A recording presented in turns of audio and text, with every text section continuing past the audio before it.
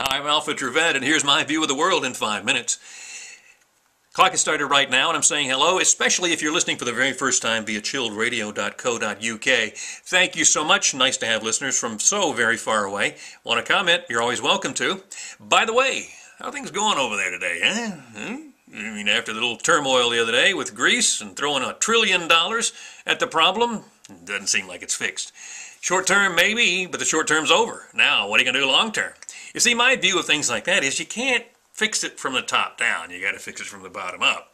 I mean, Greece and the country and the people there are used to living off the government and not having to work all that much, and their unions taking care of them with big pensions. You can't do that forever. See, it just doesn't last forever. You keep taking money out of the pot. Pretty soon the pot's going to be empty, and then everybody gets upset because nobody filled the pot. Well, it's your job to fill the pot. I'm just saying.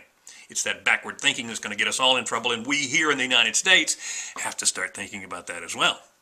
All right, let's get to the brain stretcher for you. You see, I subscribe to the theory that of Einstein, who says once the mind is expanded by a single idea, it can never again return to its original dimension. So my goal here, at least one of them, is to expand your brain, stretch your mind. Here's a brain stretcher question. Your blood pressure automatically drops as soon as you look at this. Look at what? We'll have that answer for you in about 3.5 minutes. Now, getting back to the backward thinking. Barack Obama was speaking at Hampton University the other day for their graduation. Young minds ready to take on the world, right? And what kind of things do you tell kids when they're ready to graduate from college? Well, you tell them that the world is theirs to conquer, that it's time now for them to go forth into the world and seek their fame and fortune, or make their dreams come true.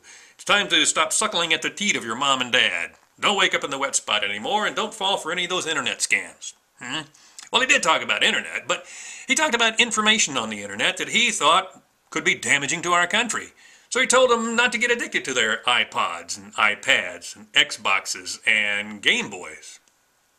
I'm not sure what kind of devious information you can get from the Game Boy, but come on, Mr. President, isn't that backward thinking? I mean, these are kids who've grown up with these things in their hands, and they know how to work them and know what to do with them. And by the way, since when did information become a bad thing? I mean, aren't we, as college graduates, supposed to process all this information and make our own decisions?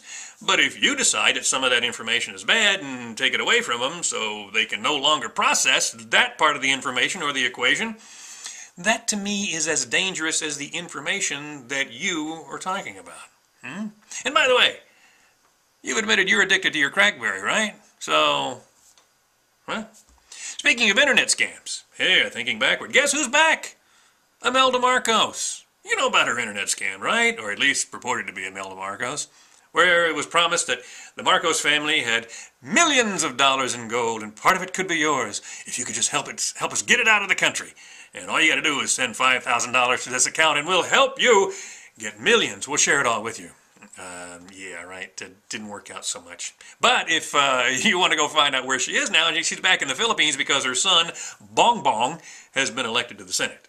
Senator BONGBONG from Manila. Backward thinking here once again. You know, you would think that before you tell senior citizens they're not allowed to do something they've been doing all their lives, you'd have a little common sense. But backwards thinking had these poor people at a senior citizen center near Savannah, Georgia, who were getting a meal subsidized by the government. A company was providing a meal which cost $6, they say, and providing it for 55 cents to these seniors. It was a perfect time for them to come, to get a nutritious meal, to share some time with each other, reminisce perhaps, forget about the things they talked about just the day before. I mean, who knows? But some of these senior citizens were praying, saying grace before the meal. They've probably been doing that all their lives, and now you're going to tell them they can't do it? Yeah, that's exactly what they did. They said because this meal is provided by the government, it violates rules of separation of church and state if you say grace over this meal. Really?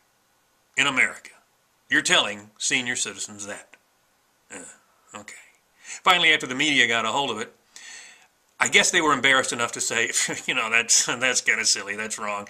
It's okay, you can go ahead and say grace before this meal if you want to. Well, thank you very much. I mean, this is America, right? We are free to do that sort of thing, right?